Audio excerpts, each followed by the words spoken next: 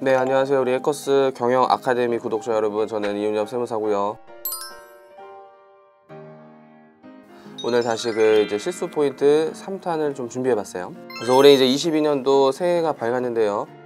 호랑이 띠인 만큼 호랑이 기운 많이 받으시고 또 콤프레스트 이런 것도 드시면서 꼭 합격하는 해가 되었으면 좋겠어요. 그래서 올해 이제 법인세 문제는 굉장히 이제 당혹스러웠던 게 배점이 크고 굉장히 생소한 요인이 출제됐어요. 특히 이제 3번 문제 같은 경우에 인건비와 토지 등 양도소득과 소득공제가 결합되면서 하나의 문제로 출제되고 8816이라는 또 이례적인 배점이 출제돼서 많은 수험생분들이 당혹스러움을 금치 못했죠. 근데 이런 현상이 또 비단 올해 뭐 안 출제된다 이런 경향이 없기 때문에 혹시 당혹스러운 문제가 나왔을 때는 첫 번째 이제 꿀팁이 그 문제를 먼저 풀지 마세요. 그래서 1, 2, 4는 저희가 계속 봤던 루틴의 전형적인 문제의 어떤 실수 포인트만 있었죠. 그러면 이제 3번 같은 걸 딱 시험장에서 맞닥뜨렸다. 어머 하면서 일단은 법인세를 제일 후순위로 풀고 이제 부가가치세 4번을 푼 다음에 마지막에 이제 침착하게 이제 이 문제만 잘 건드리자. 다 맞추기보다 최대한 침착하게 내가 할 수 있는 걸 다 활용해서 풀자 이런 마인드로 천천히 생각하는 게 정답률을 높일 수 있어요. 그래서 문제번호를 꼭 잘 기입하시고요. 문제번호만 이제 잘 기입하시면 채점에 불이익이 전혀 없어요. 그래서 1, 2, 3, 4로 풀건 4, 2, 3, 1 이렇게 풀건 상관이 없기 때문에 당혹스러운 문제가 올해 나왔으면은 후순위로 푸는 것이 이제 정답률을 높인다. 안 그러면 이제 4번 문제까지도 영향을 미칠 수 있어요.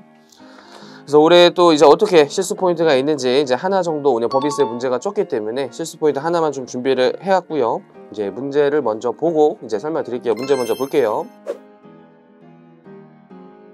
그래서 우리 3번 문제에서 인건비 문제였어요. 인건비 문제. 그래서 문제를 일단 간단히 보시면 이제 경기 상황의 악화로 인해서 이제 회사가 힘들어요. 그래서 막 이제 땅도 팔고 구조조정을 통해서 종업원들도 퇴사시키고 있죠. 그래서 이제 퇴직금을 지급하고 있는데 전무이사라는 분이 지금 일단 요 문제가 또 당황스러웠던 게 연도가 좀 까다로웠죠. 20년 7월 1일 그 다음에 21년 이렇게 연도도 나와있지만 어쨌든 퇴직 전 1년간 총 급여액을 찾아야 돼요. 그래서 거기서 첫 번째 당황스러움이 있었지만 그건 좀 침착하게 실수 포인트 안 할 수 있었고, 두 번째 우리 법인세법상 임원 퇴직금은 과도하게 지급했을 때 과다한 인건비로서 송금불산이 될 수 있어요. 그러면 법에서 이제 한도라는 걸 설정했는데 원칙은 정관이에요, 정관. 그래서 이제 관련 법령 자료 이제 보시면 첫 번째가 임원에게 지급한 퇴직금은 다음 해금을 초과하면 송금에 산입하지 않는다 해서 1호에 해당되는 금액이 정관 등이죠, 정관 등. 근데 이제 정관에서 정해져 있지 않다면 법인세법은 약간 근퇴법을 준용해서 연봉의 10%가 이제 12분의 1과 유사한 수치니까 한 달치 월급이고요. 거기에 근속연수를 곱하면 적정 퇴직금이라고 보는 거예요. 근데 이 근속연수를 곱할 때 까다로운 규정이 몇 가지 있는데 이제 법령을 보시면 아래쪽에 연의 달력의 이제 연에 의해서 계산한 근속연수를 말하되 1년 미만의 기간을 월수로 산정하는 거죠. 그래서 어떤 임원이 6개월만 일했으면 12분의 6 수치로는 0.5 이런 수치를 쓰는 거고 1개월 미만의 기간은 이를 산입하지 아니한다라고 해서 절사라는 규정이 특이하게 들어가요. 절사 규정이 유일하게 들어가는 규정. 요 임원 퇴직급여 한도초과 법인세법 규정이란 말이에요. 그러니까 이제 그동안 한간에 이 유형이 출제됐을 땐 예를 들어 10년, 6개월, 20일 이렇게 일했다. 근데 그 20일이라는 한 달 미만의 근속 일수가 절사를 하기 때문에 10년 6개월로 풀이를 했었어요.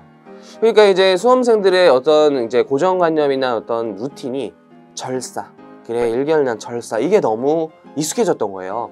그래서 올해 문제는 이제 다시 문제를 간단히 보시면 전무이사님이 5년 8개월 일했단 말이죠. 근데 뒤에 일수가 없잖아요. 그러면 그냥 절사할 게 없이 5년 12분의 8 이렇게 1년 미만을 월수로 계산하면 되는데 하도 이제 절사하던 습관 때문에 5년으로 푼 거예요. 8개월을 절사해버렸어요. 8개월을 절사. 그래서 5년으로 풀었을 때랑 5년 12분의 8로 풀었을 때는 당연히 이제 정답이 틀리기 때문에 이제 안타까운 실수가 되죠. 또 이 물음이 틀렸을 때 다음 문제까지 영향이 미쳤기 때문에 이제 뭔가 이제 너무 문제풀이에만 항상 집중하면 문제어를 외워서 그냥 그 유형의 내용으로 간다 그랬죠. 항상 책을 보면서 아, 내가 문제 이렇게 풀었지만 이론은 이렇게 됐었지를 반드시 세무에게 검토를 하셔야 돼요. 반드시. 이론을 끝까지 합격하는 전날까지도 놓지 않고 오히려 이제 공부를 좀 한 분들이 그런 공부 방법을 더 지향해요. 왜냐면 책 보는 거 좀 지루하고 대부분 안다. 대부분 아니까. 대부분이에요. 대부분. 그래서 문제풀이가 그래도 시간도 잘 가고 공부도 좀 재밌고 그러다 보니까 문제풀이만 하고 그냥 해설만 툭툭툭 보면은 그 문제만 외우는 거죠. 그 문제만 외우는 거는 일정 수준까지밖에 성적이 잘 오지 않아요. 그래서 내가 고득점, 흔히 세무에서 말하는 70점 이상이 되려면 그 문제를 통해서 미리 다음 시험에 나올 걸 스스로가 좀 예상해보고 이렇게 생각해보고 책을 보면서 아, 이 내용이지만 여기까지만 나왔구나. 1호만 나왔구나. 2호만 나왔구나. 2호의 단서를 이렇게 표현했구나. 그러면 이렇게도 표현하면 어떻게 되지? 라는 생각들을 최종적으로 하셔야지만 이제 고득점, 실제 그리고 그런 생각들이 시험에 나와요.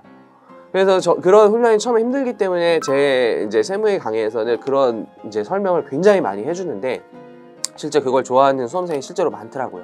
그래서 더욱더 이제 공감대를 형성했고요. 이제 앞으로 세무에 대비하시는 분들도 반드시 그런 훈련을 하셨으면 좋겠어요. 그래서 이런 실수를 범하지 않고요. 또 이제 마지막으로 아까도 말씀드렸지만 이제 올해 개인적으로 생각이지만 저희가 출제위원이 아니잖아요. 출제를 예측하는 이제 직업이지 세법학이 이제 논란이 된 만큼 회계와 원투가 어려울 거라는 이제 합리적인 생각이 들어요. 근데 아닐 수도 있죠. 모르는 일이지만 이제 과거에 이런 비슷한 일이 있었을 때도 이제 세법학이 어렵게 나오더라도 그냥 평범하게 채점이 됐고 올해처럼 논란이 되게 채점이 안 됐고 이제 세무회계를 어렵게 냈단 말이에요. 그러니까 좀 더 어렵게 좀 대비를 하시는 해가 됐으면 좋겠어요. 어렵게 대비한다는 게 뭐 지엽적인 것까지 가기보다는 좀 시간 안에 정확히 푸는 좀 더 꼼꼼하게 푸는 훈련. 왜냐면 자료가 생소할 확률이 높아요.